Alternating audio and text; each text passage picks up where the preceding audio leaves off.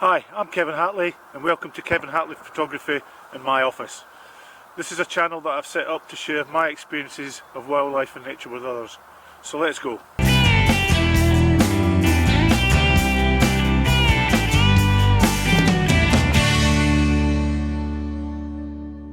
Welcome to my home country and welcome to the streams, the rivers, the lochs, the hills, the glens and the mountains of bonnie Scotland.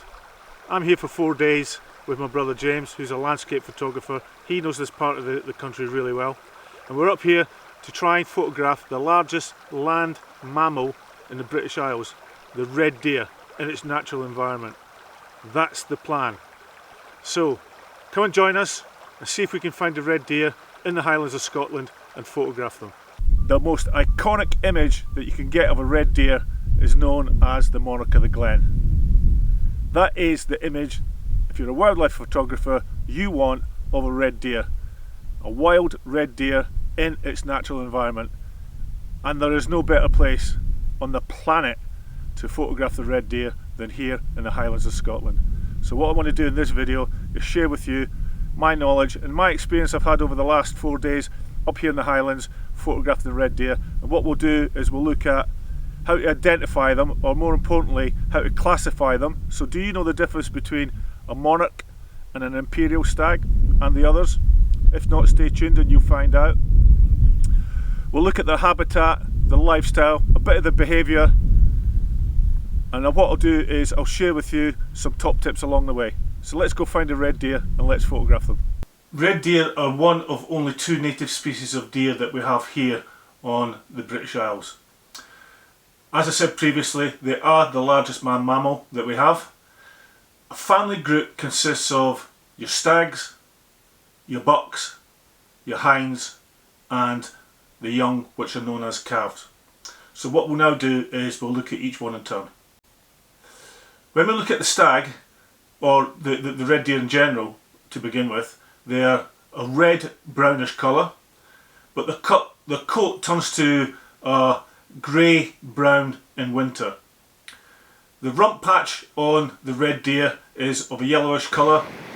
Stags will develop a mane during the winter and they will grow their antlers that are shed and regrown each year. The size of a stag can range from about 4 foot tall at the shoulders and from about 7 foot in length. The young bucks, which are the young males, are of a smaller build than the stags and their antlers have not fully developed. Hinds have a very slighter build than the males and they do not form antlers at any time. Size wise, hinds are from about 3 foot tall at the shoulder and from about 6 foot in length.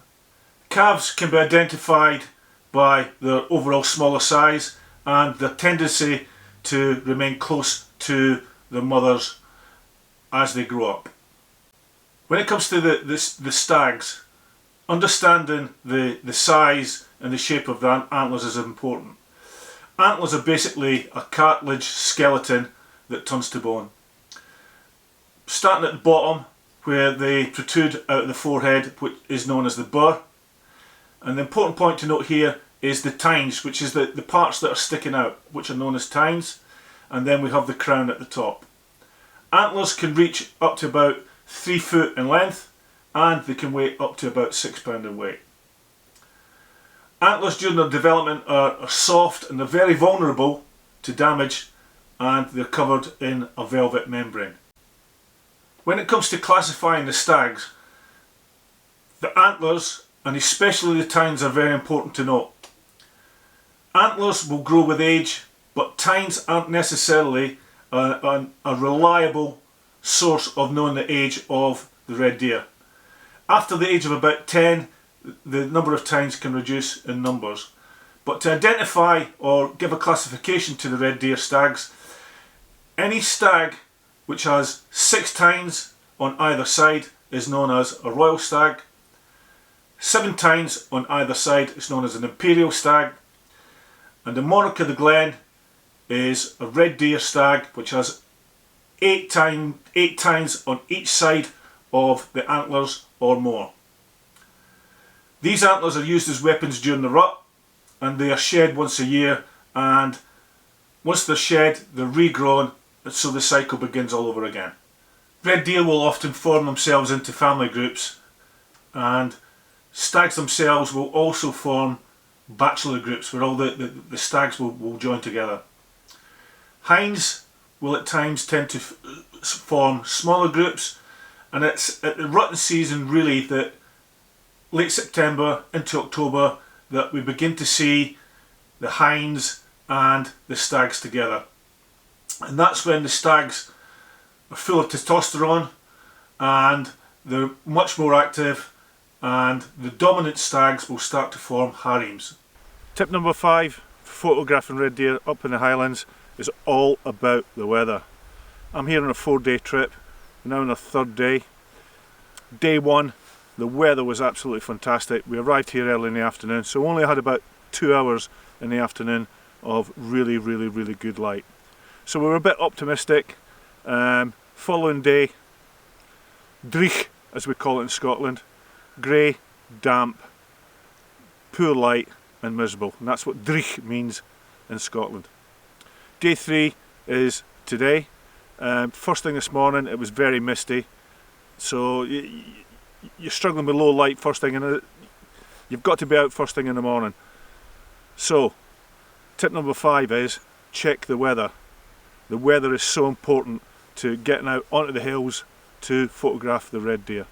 The types of habitat that we're going to find the red deer in are things like woodlands, moorland, river valleys and deer parks. If you're a beginner to wildlife photography, deer parks are great places to go to get the opportunity to photograph red deer. You can get close to them, they're used to people's presence, but you need to be careful, especially during the rutting season. But the really true environment for red deer is out in the wild. Deer that you will find in deer parks tend to have, especially the stags, lots more tines. You'll see what you think are monarchs with 9, 10 tines on either side. You're not really going to see that out in the wild, and it's out, especially in the Scottish Highlands, that you will find the really true wild red deer stags. I know it's not possible for everyone to get to the Scottish Highlands, but I certainly recommend, if you can, to do it. It's the best place on the planet to photograph red deer.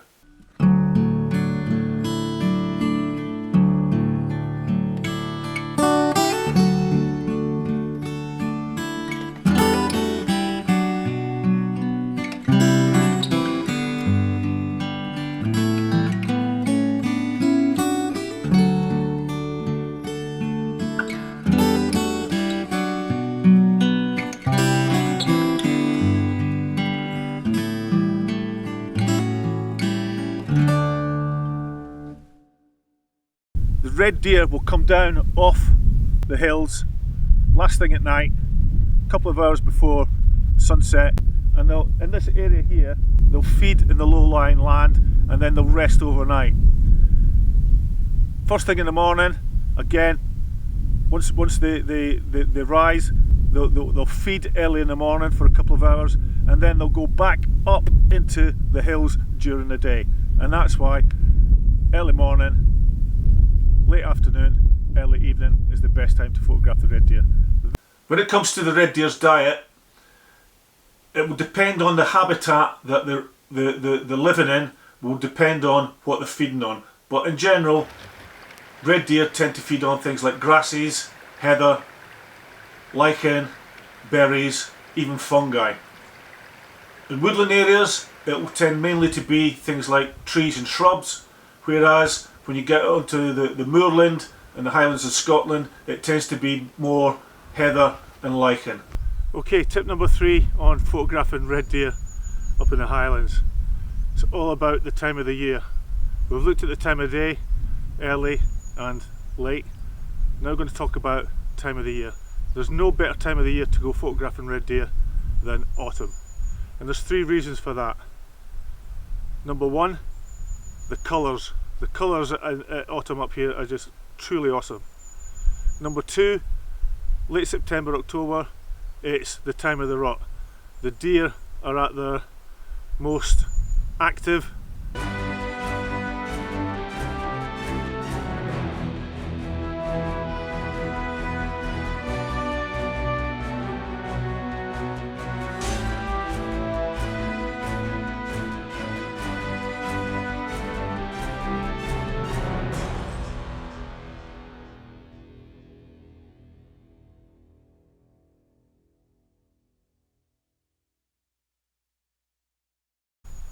And number one, believe it or not, is you don't get midges at this time of year. They are an absolute horror. If you come up to Scotland, up into the Highlands, late spring, during the summer, it can ruin your day. Midges this time of the year. Autumn, you're not going to get them. So tip number 3, time of the year, autumn, to photograph the red deer. Okay, tip number 2 is you don't have to go stalking up and down the glens and the hills and the mountains of Scotland to photograph red deer in their natural environment. If that's what you want to do, by all means do it, but be safety conscious at all times if you're out on your own on the ground. You can get great views of red deer on the ground from a car. A lot of the pictures and images that I've taken in this video have actually been taken from a car. As I said, the deer will come down off the hills, down into the glens and onto the floor level, and you can get quite near them. So it's not all about stalking and camouflage equipment. You can actually photograph them from your car quite easily. Tip number 2, you don't have to go stalking. Let's now look at my approach to how I go about photographing the red deer. Go back to tip number 5, which was all about the weather. You have to be prepared, especially first thing in the morning and last thing at night, to be photographing in low light situations. So that needs to be at the foremost of your mind. Equipment wise, I would recommend something between 3 and 500mm zoom lens. You're going to need a tripod, and if you're photographing from a vehicle, you're certainly going to need a bean bag, and you're going to need a pair of binos for scanning the hillsides. When it comes to settings, there's 2 pictures that you're basically after. You're after your static red deer, and for that, because of low light, you're going to have to try and get your shutter speed down. So I'd recommend around about 1/250th of a second with an aperture of f.8. They're big animals, and I always shoot on auto ISO. For a red deer that's moving, I'm going to up my shutter speed to about a minimum of 1/1000th of a second. Again, an aperture of f.8, and I'm going to shoot again, as I always do, on auto ISO. Camera setting wise, I'm going to set it to AFC, so continuous. I'm going to set it to my highest frame rate. I'm going to set it to single point with eye detection. Big animals, big eyes, eye detection, spot on. Those are the settings that I would recommend for photographing red deer. Okay, tip number 1 for photographing red deer. You've got to be in the right place at the right time. You can have the best camera gear equipment in the world. You can have yourself camouflaged up to the nines and your equipment, but if you're not in the right place and you're not there at the right time, you're getting nothing. I keep emphasising how important it is that you need to be out on the ground early. That's the right time. You need to be in the right place. The deer, as I keep saying, will come down off the mountains into the glen floor, where they will feed first thing in the morning and last thing in the afternoon before they'll rest overnight. So tip number 1, right place, right time. Okay, what I want to do now is just leave you with some of my favourite images that I took of red deer on my trip to the Scottish Highlands. Hear the wind in the trees in winter. Hear the wind in the trees in winter.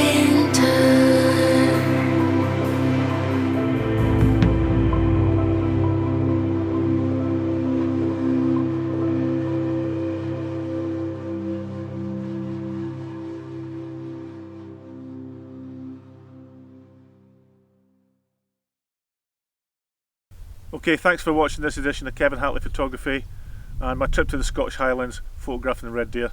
I say it all the time, I've thoroughly enjoyed it. Well, this has been absolutely a fantastic trip. It's a ticket off my bucket list, that's for sure. All I would ask is that if you've liked it, could you hit the like button? Could I also ask you to subscribe to my channel, Kevin Hatley Photography. It's completely free, it doesn't cost anything, and what it does, it just allows me to grow and improve my channel and do what I like to do best, and that's to get outside into the countryside and film the wildlife and the nature here in the British Isles and share it with other people. So, until the next time, keep safe, take care, and I hope to see you soon. Bye for now.